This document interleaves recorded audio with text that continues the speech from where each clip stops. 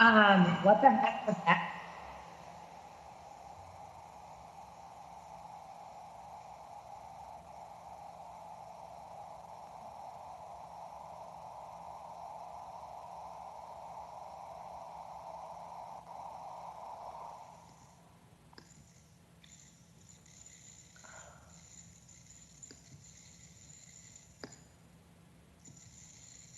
Okay, can folks hear me? Yep, okay. I just pulled the old mute everyone method there to try to get rid of that sound. So everyone's on mute, apologize for that. But we are going to get started here for our St. Paul City Council Budget Committee. So we will come to order. Good morning. We are starting today. I believe we have Public Works and Fire Department on our schedule for today. Holly, is that everybody? Council President Brenmone, that's correct. Fire Department. Okay. And thanks. And I'm just getting situated here at a little bit of a train delay on my way, which is good. We're starting today with fire. Fire needs to have a hard finish today at 10:30, and I do want to just take one of our precious moments here and acknowledge the fire department's had a very painful week with lots of members of its team and retirees, and I believe I can speak on behalf of all my colleagues to say that our sympathies and condolences are with the families, with the administration, with the Local 21 as we grieve through this really sad time. So we acknowledge that we have a funeral to attend today, which is not a great reason to have to have an abrupt ending here, but we do want to honor that time. And so we'll get started right away with fire. And as always, I'll be looking to see if folks have questions along the way. The fire department does know that we have already teed up questions about the community health workers program. And so I believe we'll hear a bit more about that. Our intention here with our first budget meetings is to get through the big departments in advance of setting the levy limit. We will have all of these departments back in as needed following this first round, but we wanted to get a sense of what the budget looks like before we set the levy limit. So we will get started today with fire. Holly, is there anything that you want to add before we go?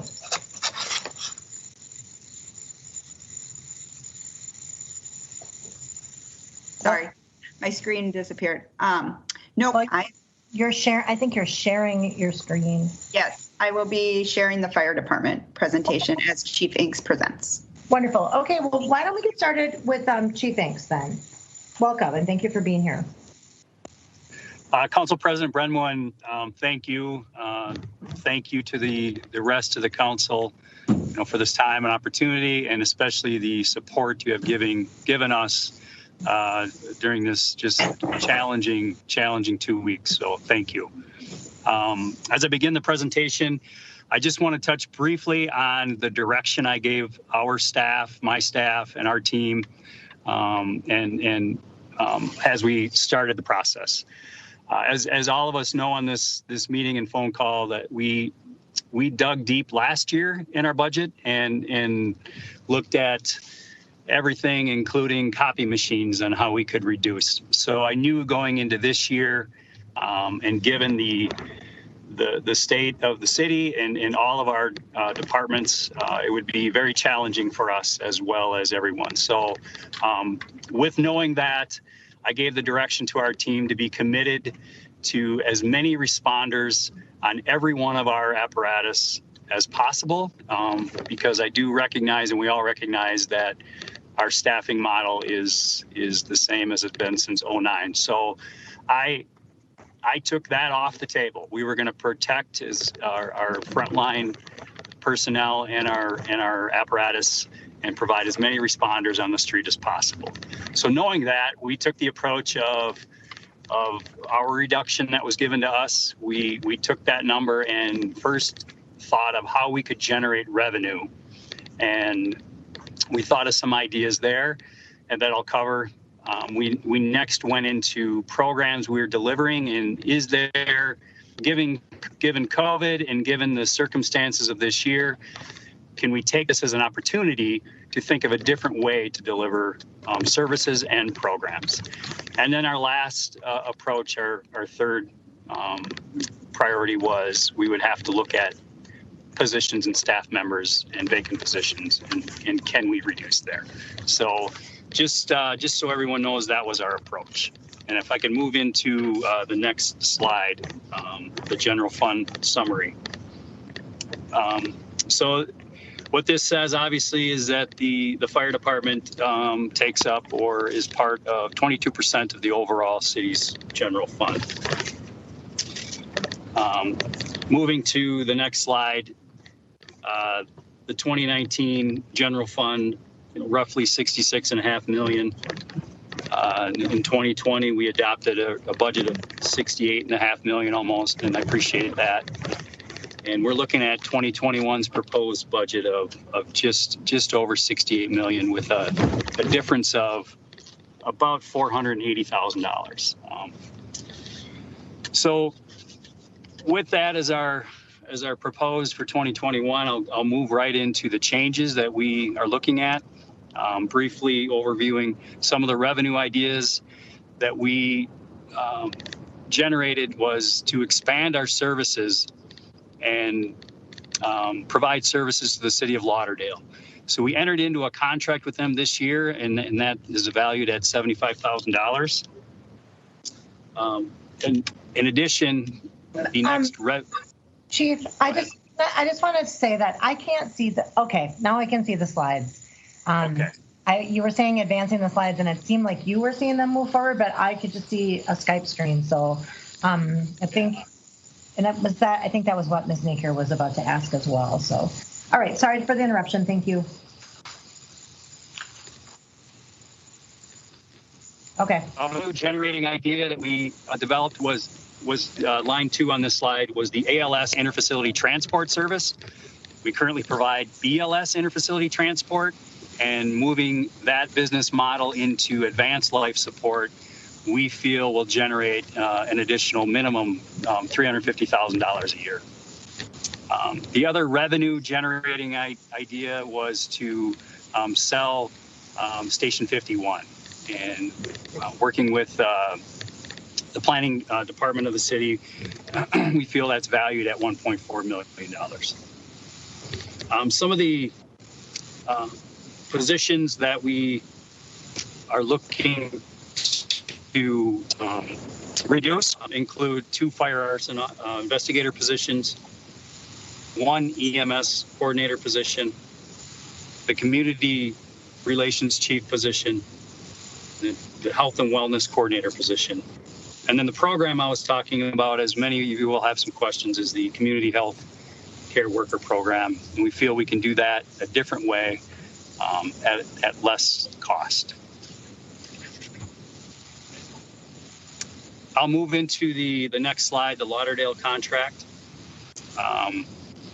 We recognize the need that community had on service. We currently, we have always provided EMS to the community, but they also recognize that the fire coverage for the community needed to have a different look, and we began conversations last year and settled, I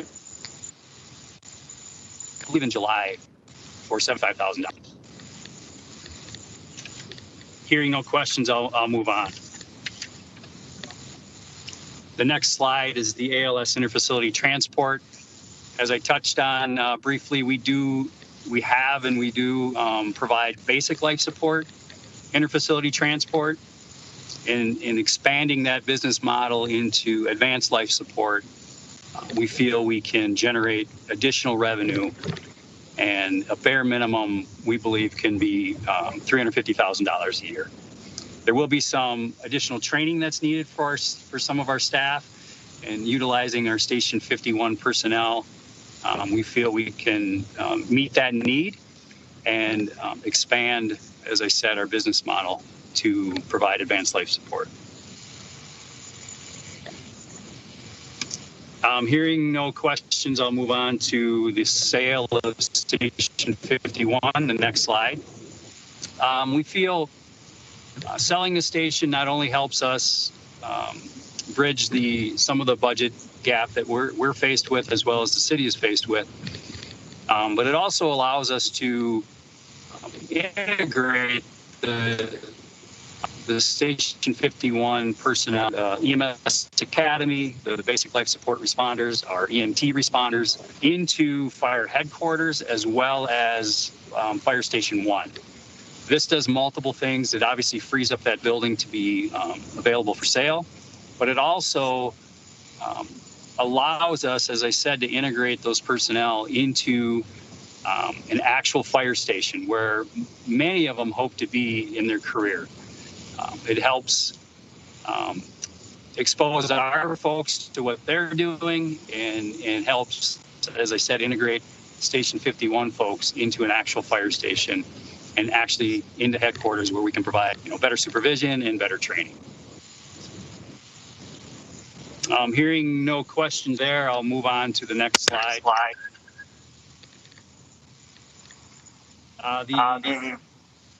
So I'm hearing an echo. I'm not sure if someone's on mute.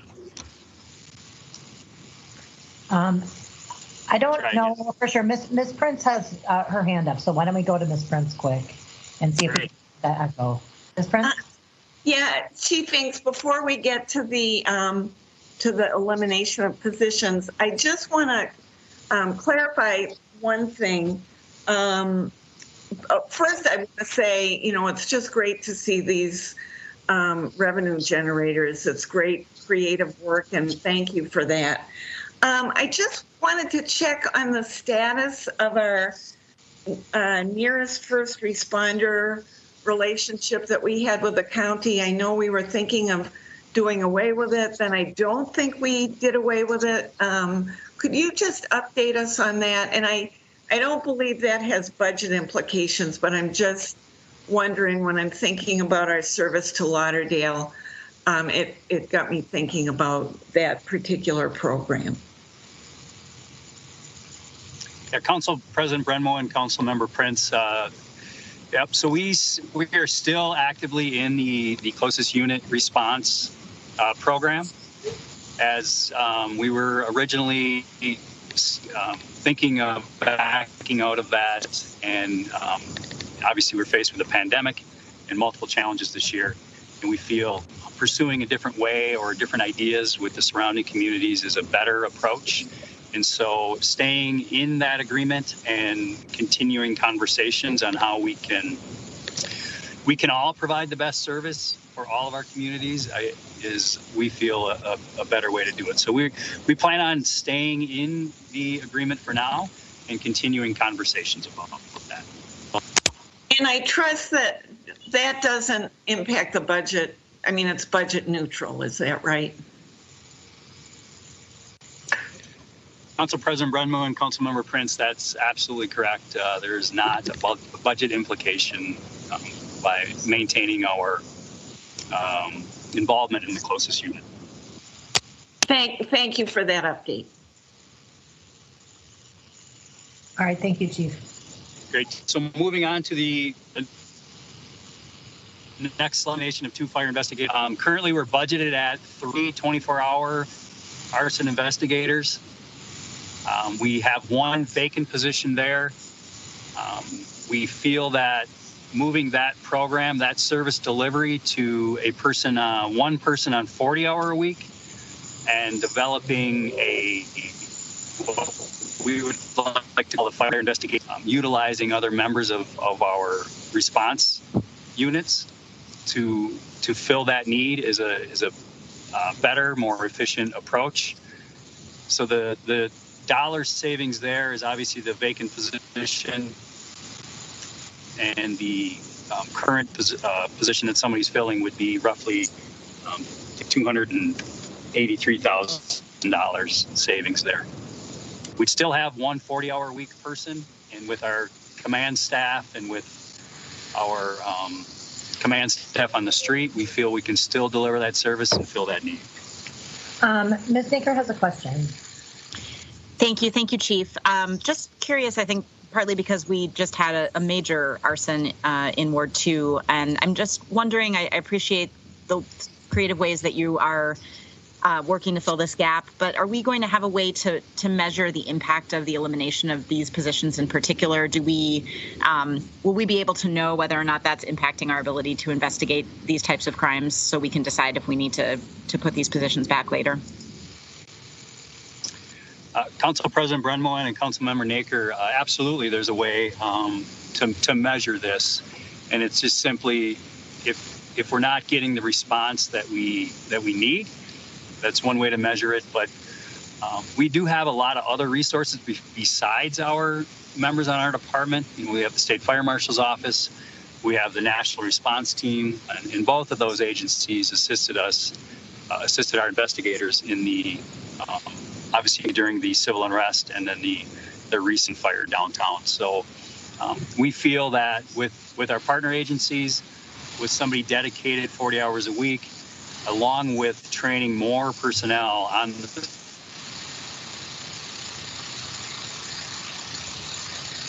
Mr. Ames, our chief, you've cut out a little bit there. That we can fill this. I'm not sure where I cut out, but to sum it up, that we have many partners with the Fire Marshal's Office, the National Response Teams, and the training we'll provide to our members that are currently on the street now. We feel that we'll be able to deliver this service and fill the need of investigating fires. Okay. Thanks. Thank you.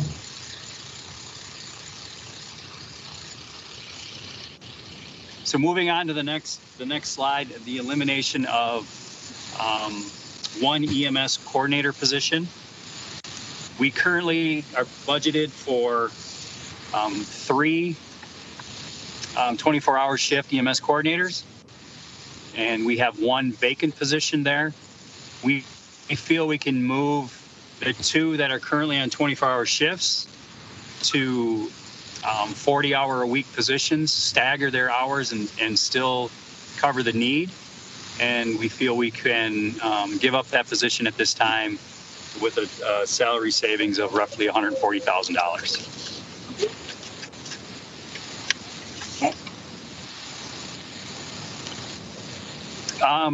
Hearing no questions, I'll move on to the next slide, and that's the elimination of the Deputy Chief of Community Relations. During the pandemic and during COVID and the restrictions around working with the community, we feel that given the budget challenges for everyone this year, especially for us, and keeping that commitment to the members on the street and the members on our apparatus, we feel that we can deliver this service utilizing our command staff and our personnel on the street when restrictions lighten up. So this salary savings will contribute to closing the gap, and that is roughly $187,000. All right. Hearing no questions, I'll move on to the not filling the health and wellness coordinator position. This position became vacant in January of this year. We were in the process of filling it, but obviously given, again, the budget challenges for 2020 and the challenges that we're all facing for 2021, we feel not filling this position at this time will help contribute to closing the gap and stay, as I stated, our number one priority is the responders on every apparatus. Chief, yep. on this slide, I'm curious, are there any opportunities to partner with other departments? I'm thinking of the police department on a position like this. I think it's important. And I mean, all the cuts we're talking about are, they're important. But I know that this has been something that's been a topic for a long time and something that we've been committed to moving forward with it. But I'm just wondering, can we achieve this by partnering with some other departments that have similar, mental health pressures and exposure issues that so we could get the same result, but maybe somebody working for a couple of the departments? Council President Brenmoen, I agree with you there that partnering with police have been a really great partner with us and for us, and Chief Axtell has been very supportive of all of our needs, and pursuing that is definitely an idea we have, along with some community partners. And just so everyone knows, we do have internal measures in place. We have peer support, peer fitness, and we have access to counselors. And so we have a lot of the framework built, and I think pursuing partnerships is what we believe in. It's what we continue to do and what we'll do from here. So absolutely. Okay. Thank you. Yeah. Moving on to the next slide, the Community Health Worker Care Program. As I mentioned, we were given a budget for 2020 to start this program, and we began work on this at the end of 2019 into 2020. We were very close to entering into contracts when a pandemic hit. So we took that opportunity to think of possibly a different way to deliver this service. Some of the organizations we were going to enter into contracts with were not prepared to respond to the residents' need during a pandemic. They did not have PPE, and some of the ideas were thrown out there as to deliver the need or deliver the service virtually. Now, I felt that way to deliver that service for the specific resident that's suffering in a mental health crisis, delivering that service virtually, I don't think would work and fill the need properly. So we took that opportunity to think of a different way to deliver the service. And what we've decided and what we've landed on is to utilize our own people and train them into a title of EMT, community EMT, which can do the same services as a community health worker, as well as provide medical care. And we feel we can operate this program for a considerably less amount of money, and we feel deliver a better service. So Chief, we present.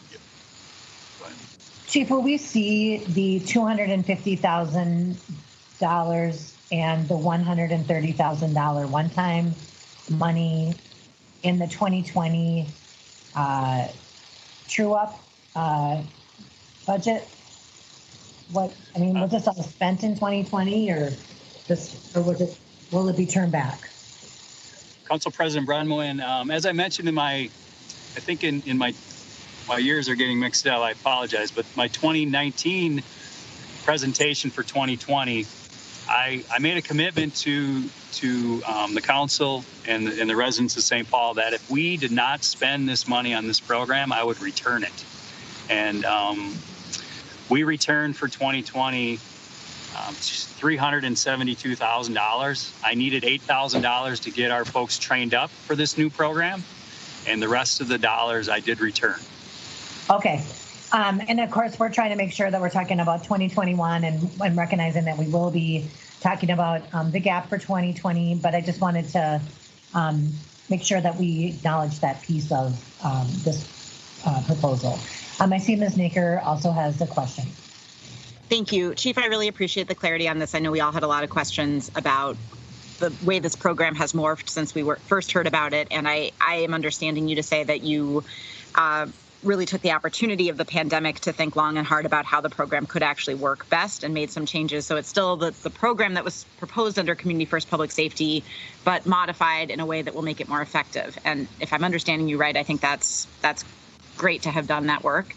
I'm wondering how much will it cost? I know that the $250 is being returned and not being spent, but you mentioned the $8,000 for training for your own staff. How much does this program cost in the long term to actually train the community EMTs and keep it going? And is that new money or is that money you found elsewhere in your budget? Council President Brennemoen and Councilmember Naker, we project that this program, the way we've designed it, will cost roughly $130,000 annually, and that will be a reduction in the $380,000 that's budgeted. And so we didn't find it internally. We still need that investment of $130,000. And I'm sorry, can you repeat the second part of your question? No, I think that was it. So I guess I just want to make sure I understand. We put in a one-time investment of $130,000 in 2020, but that was one time. So is this now being proposed to be ongoing $130,000 in 2021 and beyond? Council President Brennemoen and Councilmember Naker, absolutely. It's an ongoing investment in this program. And I appreciate the kind words, and just so everyone knows this, I understand why we need this program. I'm very committed and very passionate about serving people suffering from mental illness and getting them the proper help and care they need. And, you know, once a pandemic hit, we recognized the importance of this program and just took a different approach and came up with a different idea and took this as an opportunity to just think differently.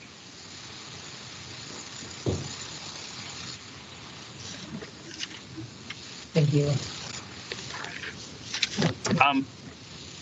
Hearing no other questions, that is the conclusion of our presentation. Again, I really appreciate the time and the consideration and the support. As you know, I'm currently in a funeral procession on the way to the church, and it's just good to know and a good feeling to have that the support of all the city leadership, you know, Mayor Carter, Deputy Mayor Tincher, the entire city council. It makes it easier to handle knowing that we have the support of everyone. So thank you. Chief, I know we want to make sure that you are complete here at 10:30. Ms. Prince has a question for you, and I believe you just have a minute or two left. So, Ms. Prince? Thank you. And Chief Inks, I'll make this quick. I recognize this isn't part of your general fund budget, but the cut of Station 7 from the CIP budget is naturally a great concern for the east side. And service and also staffing equity. And I also know the morale. So I just wondered if you could address when your thoughts about cutting Station 7 altogether from CIP, and if there's any possibility of recommending a smaller amount that could be if we do a shift. Ms. Prince, I think I have a twofold response that I'd like to throw out there. One is, for some reason, you were breaking up a lot, and it was hard to hear what your question was. But I did hear that it was about Station 7, and I'm wondering if, just given the circumstances, if we can ask Chief Inks for a full report on Station 7 and impacts when they come back on October 7th. Thank you. That would be great. Okay. I'm sorry to do that, but I didn't hear the entirety of your question either. So I appreciate your willingness to push that off till the 7th. All right, it's 10:30, Chief. So we're gonna let you go. If we have questions, as always, we will. Holly will wrangle them between now and October 7th. And in the meantime, we thank you for your presentation, and again, our condolences and sympathies with you today. Council President Brennemoen and the rest of the City Council, thank you. Thank you very much. All right. We will now move on. Holly, did you have any summary statements on that before we move on? Council President Brennemoen and council members, I will follow up on the few questions that I heard and on Council Member Prince's last question on CIP. And then this is definitely a preview of what's to come in terms of just cuts and cuts and cuts. I think that we're going to see this in all of our departments. Mr. Beasy, are you trying to put a screen up? Oops. Yes. All right, I'm going to make you a presenter. No, make Sean the presenter, please. Okay. Council President, yeah, I'm prepared to attempt sharing, and Holly will be my backup if needed. Okay. I just try to thin the herd of presenters, just so I can get a better angle of my colleagues and the questions they may have.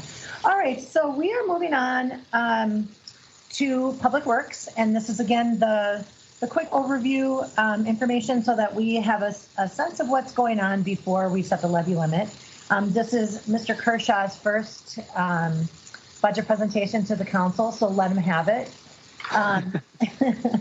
And we will we'll turn things over to you. And I think as we've done with the fire department, if questions come up along the way, we'll just interrupt you. And then if there's then clearly there'll be time for questions at the end, and we'll dig in a little bit further. But welcome. It's wonderful to have you here today. Thanks, Council President Brendmoen. First of all, a technology check. Can you hear me, and can you see a PowerPoint screen on Public Works budget proposal? Yes to both. Okay, great. I want to thank all of you for the chance to talk about this work today. I really want to thank the team, chief among them Bruce Beasy, who's here, who put this together. The real work around both the 2020 budget reductions that were made and the proposed 2021 budget were done by Bruce and his team and Director Paul Kurtz. So I am here in this role now, but they did the great work to get us here. What I'll do is walk through both the work for 2020 and 2021. Obviously, ask any questions that you have as we go. What we did was prioritize within the goals that were established. How do we preserve public safety? How do we preserve and enhance public health and wellness?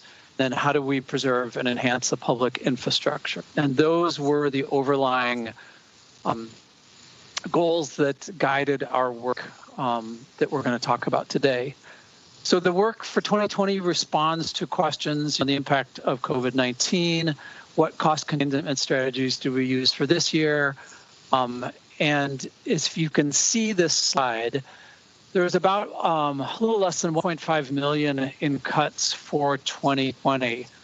We're happy to talk about this. A lot of this was cut in workers' savings in workers' comp. Holding some positions vacant was the other primary part of that. Bruce, do you want to add anything to the 2020 slide here that I missed? And again, apologies for the Bible print. No, just that, we did have a few other options on here at one point that the administration elected not to select, which was great. In the third line item there, the bike ped program, as you may recall, that was about $500,000 when it was added to the budget a couple of years ago.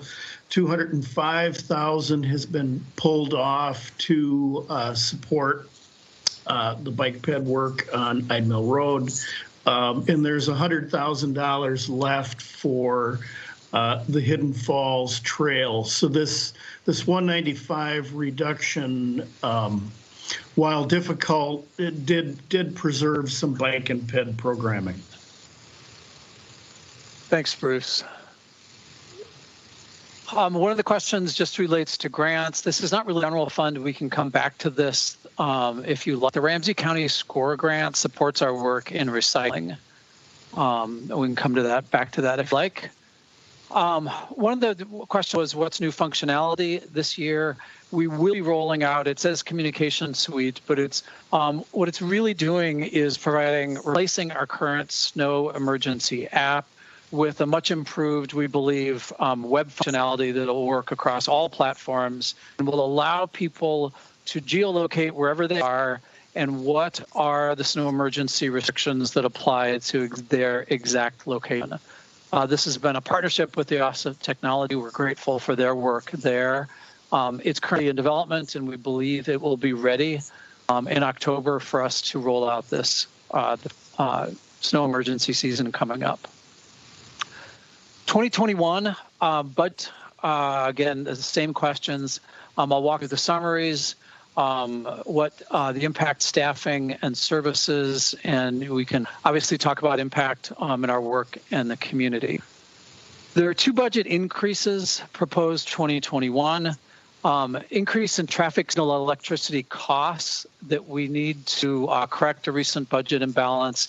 That's $7,000, and that we need to replace the modems in our parking meters. This will get them from 3G to 5G connectivity. Those two amount to $155,000 in increased expenses within the budget. Mr. Kershaw, is the increased electricity expense just because electricity rates have gone up, or do new signals use more electricity, or what's the story there? That's a great question. Bruce, this is really just sort of correcting balance over time. Is that correct, Bruce? Yes, Sean. Council President Brenmoen, as you know, we're asked to kind of trim and tighten the budget every year in the general fund, and in prior years we perhaps overcorrected a little bit in our traffic signal electricity, and we created a systemic imbalance there that we need to correct. Great. And I'm going to put you on the spot, but I'm now curious. What does running the traffic signals cost us every year if this is just a correction? Do you have a sense of what we pay for the electricity to run the traffic signals? Council President Brenmoen, it's about $200,000 for electricity, I believe. And if that's incorrect, we'll supply the correct answer as a follow-up. Okay. Ms. Naker. Thank you. I'm curious about the Flowbird parking meter modems. Is that a requirement that we update those as per our contract? I guess and a corollary question is, when does our contract with Calais/Flowbird end? I know there's been conversation about better meter technology, camera technology, ways to do that work more efficiently. And there had been some discussion about waiting to do that until the parking meter contracts were up, which I thought was sometime soon. So I'm just curious about when that happens and whether we have to make this investment or whether we could hold off. Thanks, Council President Brenmoen and Councilmember Naker. Bruce, I believe, you correct me, but I believe the contract is coming up for renewal this year, or that we're working on that. Do you want to correct me, Bruce? I believe that's correct, Sean. Council President Brenmoen and Councilmember Naker, can we get back to you on those detail there? Because that's a good question. Yeah, that'd be great. Thanks. Thank you. Again, we'll get back to you on that. The total proposed budget reductions for 2021 from this year's baseline are a little over $1.6 million. A lot of the cuts that we implemented in 2020 carry over to 2021 in terms of staff vacancies.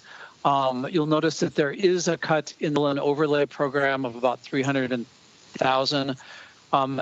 The scope of that is it amounts to about an 8% reduction in the program, so that the amount that comes out of the general fund is half of what the costs are, or any piece of work, because half of the mill and overlay costs is assessed back to property owners. So the cut of 335, a little over 334 that's in the budget, and again, sorry for the bill print here, is equal to about $768,000 of work, which is about 8%, we believe, of the total mill and overlay work that will take place, and we're proposing to take place in 2021.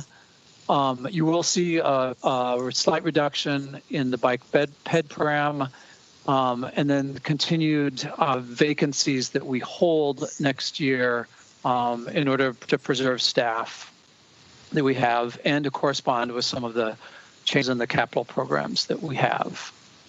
Bruce, is there anything that you want to add to this slide that I might have missed? No, Sean, that's great, unless there are questions. There are questions. I see Ms. Yang and then Ms. Naker. Director Kershaw, can you break down which projects will be impacted with the reduced mill-in overlay? Council President Brenmo and Councilmember Yang, it's a good question, and I should have gone right to that. We can't yet. What we will do is there are streets that we've outlined as a goal for next year. What we will do is reevaluate those after the winter time just to see how streets have done over the winter. And then sometime we need to make adjustments to the schedule just based on how the streets have, survived winter. So we will know that answer for certain in the spring, but it will obviously impact those streets that we're not able to do in 2021 would then become a priority in 2022. But we won't know the answer to that until early in the year next year. All right. Ms. Naker. Sorry, I'm sitting on my driveway office and there's a plane going overhead, so I apologize if there's a lot of background noise. I have a similar question to Councilmember Yang about the bike ped reductions. Mr. Kershaw, do you know what will and will not, or what was proposed to have been funded next year but will not be able to be funded by the bike ped reductions? And can you remind me again how much we took out of this fund for Ide Mill? Councilmember Brenmo, Council President Brenmo, Councilmember Naker, the reduction in the program for Ide Mill Road was $205,000 per year out of $500,000. And next year, what I don't believe that we identified a source yet for the downtown. There's a lot of conversation about the Capital Cities Bikeway downtown. We haven't identified this yet for that. And I would need to check to see what programs those would impact for next year. Thanks. Just as a follow-up comment, and obviously this probably goes without saying, but Capital City Bikeway is our top priority for bikeways in the city, and I've received a number of communications from constituents just this week saying they're really concerned that we won't be able to continue that work next year. I know I raised these concerns when we were having the Ide Mill Road conversation, but I really hope that we can continue that downtown work that we've started. Council President Brenmo and Councilmember Naker, I hear you, and it's a priority of the administration. And let me get you details back on what we know that impact might be. I know that we haven't identified the source yet for continuation of that Capital City Bikeway program, and let me get you more details on that. We're getting questions as well, so I appreciate that. And I do think that when you come back for your full presentation, that's a good opportunity to delve into some of those details, recognizing that there may be some that we will not know, as you mentioned, until next year. But I think I'm getting similar questions. And of course, there's nothing, I love the downtown bike loop, but it has one leg. And it's, remains languishing. I'm not going to point to another bike ped infrastructure program to blame it on, but I think that we definitely need to figure out what we're doing with that particular investment, because I remember Gil Penalosa coming to town and saying, when you're trying to build this kind of infrastructure, you can't build like a midfield on a soccer field and leave the rest of it out and then say, see, no one uses it. There's no point going forward with this. We need to fill the loop, even if it's in some ways temporary, treatments that show that this is going to come. So, and the other thing I will say, and I've said to the people who've reached out to me on the downtown bike loop is, be prepared to share with us what you would like to cut to fund these things, because this is a 0% levy increase. There's not a lot of room. And our other option as a council would be to increase the levy. So we got to think about all that. It's like squeezing a tube of toothpaste. If it comes out of here, how do we find outside funding sources? But we're going to need to be coming up with the solutions at the same time as we're coming up with our concerns. And that's going to probably be the name of the game this budget season. Council President Mona, if I could, I was reminded that we will, I want to point out to Councilmember Naker, we will continue with the mill and overlay work on 9th and 10th this year, which will extend the bikeway program downtown. So that will happen. And any work that we do on new capital expenditures next year that's in budget will naturally, include bikeway work. But I know the key question is the continuation and the completion of the Capital Cities Bikeway. But we will go forward on 9th and 10th this fall yet. And I'll get the details to you on the impact otherwise for the next conversation. Right. And we know, last year the conversation was also about going, full board on resurfacing the streets in downtown, which are in terrible condition. And that's not a battle that Ms. Naker has to fight on her own as a council member who represents downtown. We all drive down here used to drive down here every week, and we know that the need is there. And we also know that when you maintain and reconstruct downtown streets, it's not just it's like peeling an onion. There's always one more thing that you run into, and so it's important. It's a priority, and we recognize it's multifaceted. But I think that we need to make sure that we clearly understand what's the what is our plan, not only this year, but how are we going to complete that project? I see Ms. Naker has her hand up. Thank you. Yeah, no, I appreciate that. And I certainly am glad that the 2020 work isn't getting affected as well downtown. So that's good to know. I just, on another note, I think I missed this before, but the senior city planner for the one FTE that is proposed to be eliminated, is that the same as the pedestrian safety coordinator, or is that a different position? Council President Brendmo and Councilmember Naker, I believe that is the position. There were previously 3 planners within Public Works. One is being funded by the McKnight Foundation, and we're in the process of doing the final hiring for that. Another is included in this budget, and we hope to begin the hiring process for that. A third is not being filled. Now, to say, though, that means we won't pay attention to pedestrian safety, what we will do is take the work we hope to accomplish in those 3 positions and prioritize them given the work plan that we have going forward, because that, pedestrian safety role is incredibly important. So there were 3, there will be 2 next year, and we'll refocus their work to make sure that we're, maximizing the impact of that, both downtown and citywide. Okay, thanks. Yeah, I remember that was one of the council's investments a couple years ago in Faye Seimer's position, and I know that had been vacated, so I just wasn't sure that's the position that's coming out or not. It's what I would say again, I apologize, Council President Brendmo, and what we will do is work to make sure that that work is reimagined as best we can given the work to go forward. And we're grateful to McKnight for funding the position that they are funding.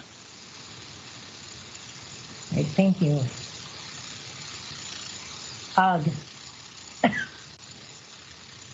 Council President, should I just keep going? Yep, that's fine. And okay. This is painful. You're already used to this. You've seen these slides before. For me, it's just ugh. But yes, please continue the torture. I will now, having said that, let's see if we'll. So this highlights in large print the reductions in staffing, because one of the questions are what staffing is proposed. There you see a senior city planner, the position been vacant for quite a while, and that's an easy decision to make. The others, the reductions I want to highlight for our operations staff, do cause us to have some concerns about maintenance, but Bev Farher and the team are aware of how this will impact their work going forward. So that, as I mentioned, we prioritize public safety, public health and wellness, and public infrastructure. You've seen the presentation last summer on the pavement condition index, and we are aware that when we don't do mill and overlay, that raises costs going forward. And so the big concern we have is the infrastructure impacts of this budget. The administration is aware of that. You've seen this presentation and are aware of it in your wards and citywide. That we've got to find a way to make sure that the infrastructure improvements and replacement happen on schedule. What I will really do, the remaining slides here are. I think I would rather use the time we have for questions that you have, and I'm happy to come back to that in the time. Okay. Well, I see Ms. Naker has a question. Thanks, Council President. Thanks, Mr. Kershaw. I think Council President Brenmoen said it best in describing this as painful. Obviously, all of these presentations are going to be painful this year, but it's particularly hard, and I appreciate that your slide mentioned it, to see that mill and overlay decrease. I don't think there's any topic we hear quite as much about as the need for street maintenance, and we know the backlog, and we know how the deferred maintenance is only going to cost us more later. Can you talk about what, I know you mentioned that was kind of the last thing you wanted to cut. What other alternatives were looked at? Are there other ways we could avoid cutting that critical street maintenance work? I'm thinking about our STAR program, which can be used for capital dollars. I'm thinking about our sewer fund. I'm just wondering what other places we've looked to try to not have to defer that maintenance further this year. President Brenmoen and Councilmember Naker, I absolutely agree. You know, it's one of the things that's most visible to you and, you know, all the residents and visitors in St. Paul. There's a couple ways. The sewer funds, there's sort of a, I don't want to say constitutional, but there's a provision in the fact that the funds as a utility need to be dedicated to those activities. So I think the attorney's office would have issues, and Bruce may have even explored this in the past, about any coming out of the sewer funds to support this. I have not looked at whether STAR could do this. I will say that one of the things that the team here is doing and is trying to get ready for is, if there is either federal infrastructure spending or state infrastructure spending, you know, beyond what is in our bond request, what we want to do is be, as they say, shovel ready for those. So if there is money, again, in addition, if moving out ahead our priorities right now into the next year, potential for state bonding or state spending or federal, we want to be and will be as ready as possible to go, whether that's mill and overlay or, you know, the bicycle program or larger building street reconstruction. Part of our strategy is to be ready and make the case for that work. In the short term, we hadn't identified any easy funds, quite honestly, to replace, because this mill and overlay work is coming out of the general fund, and the general fund is most impacted. We were not able to find anything that would make that cut less than it was. I see Mr. Tolbert has his hand up.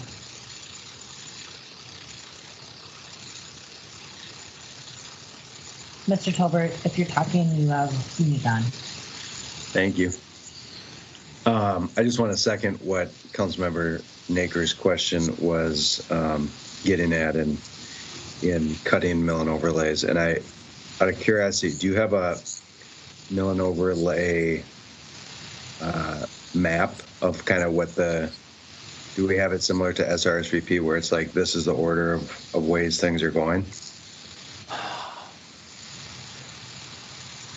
Council President Brenmoen and Councilmember Tolbert, there is a map. I don't have it loaded up here, but we, in 2020, we'll be doing work. I can show you where the map is: downtown, Suburban Avenue, Arlington Avenue, Western, Mississippi River Boulevard, Fairview, and Territorial. We could provide this to you so that we know what we're able to do this year, and they'll be downtown. Most of the work is north of 7th.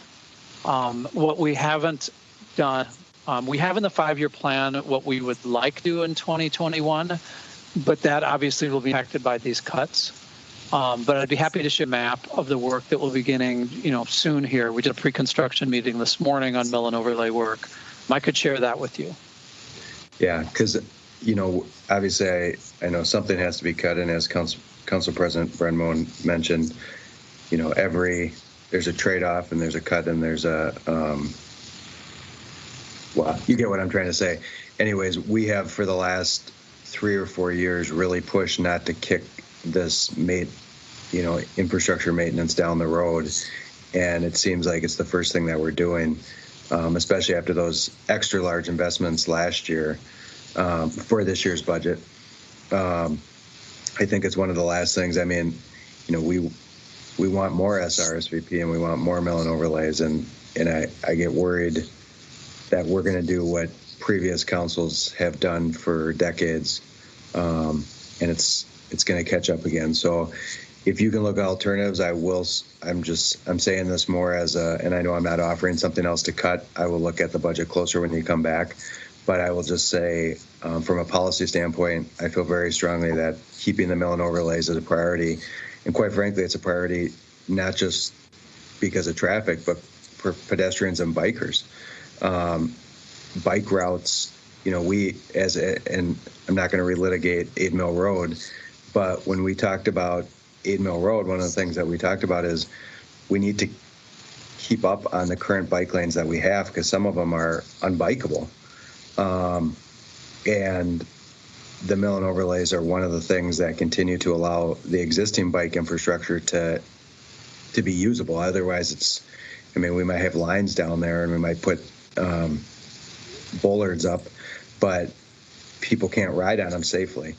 And so I would ask Public Works to really take a hard look at this mill and overlay budget and see if there's other options that are available, because this is something that's a priority, I think, for most people. I don't want to speak for everybody, but for me, and based on the conversations this council has had for the last few years, it's a priority for all of us. So thank you. Council President Brown and Councilmember Tolbert, happy to do so and share all the concerns. And I think I completely and totally agree with Mr. Tolbert, and the deferred maintenance and kicking the can down the road it really has been a topic of conversation, and it's something that this council has, basically had to have the stomach to take on. Some of the bad decisions that have been made in the past in terms of doing that, and recognizing that probably none of those were made during a global pandemic. Like, this is really rough.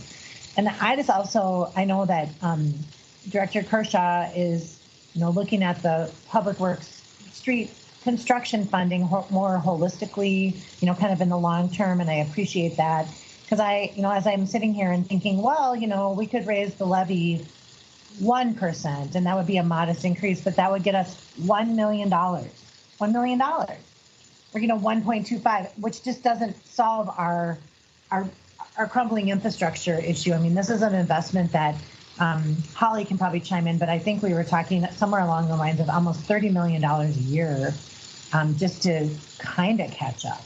So, I mean, I fully agree about trying to figure out any way we can flip over the couch and find coins to put these projects back on schedule.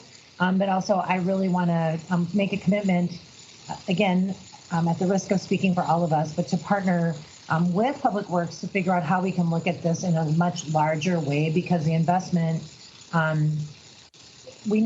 think we need help and support from the state of Minnesota, or the capital city.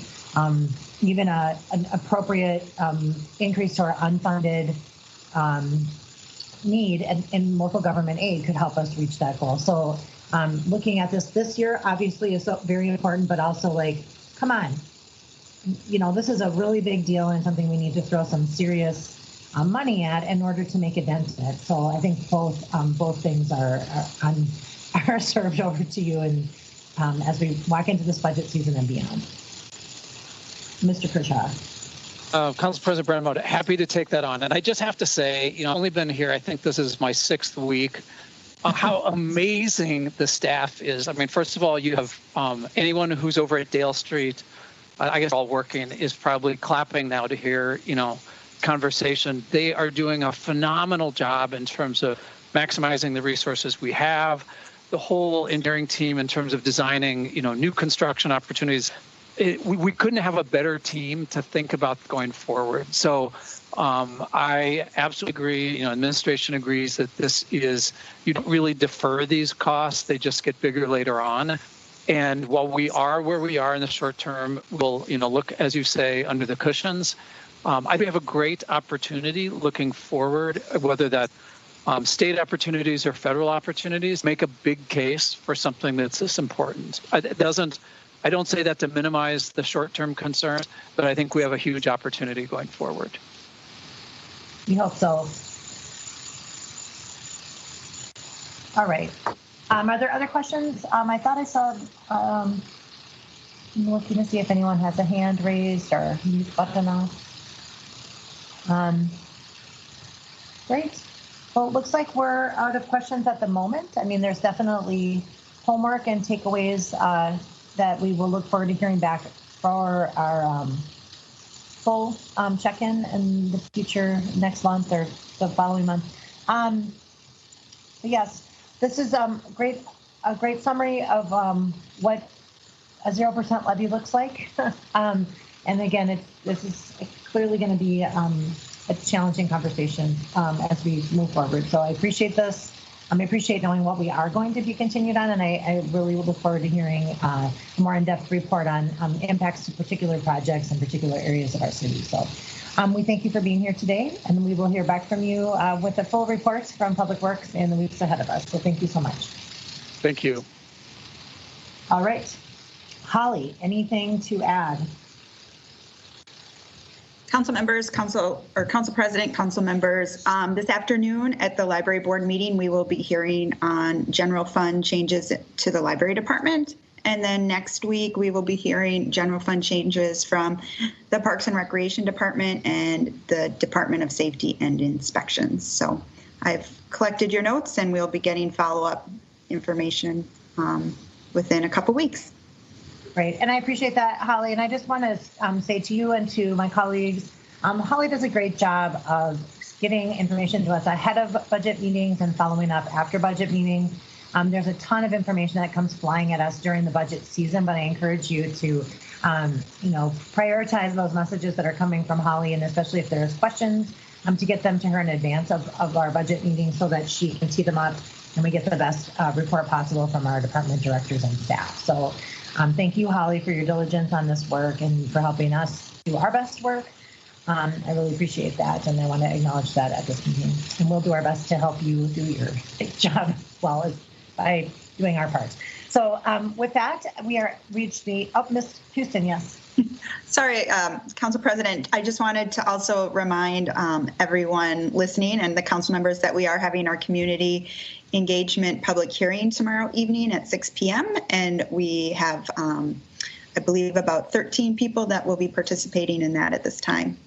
So look forward to that. Houston, can you also, 13 people that are going to be participating in the public hearing, and another, you said up to 26 people that have already submitted comments about the budget, and there's still opportunities for people. The public hearing sign up is closed for tomorrow night, but the survey is still live. It'll be live for until we set the levy limit, probably. So if you have comments, always remember that public hearings are one way to reach us, but you can also send emails, you can give us a phone call, and you can use the survey online, which all of the council members will see and will be attached to the public record. Correct, and I will be officially launching that survey tomorrow. I wanted to just wait and make sure that the public hearing form was completed so that there wasn't confusion that someone was filling out the survey thinking they'd be able to attend the public hearing. So okay, so we'll officially launch.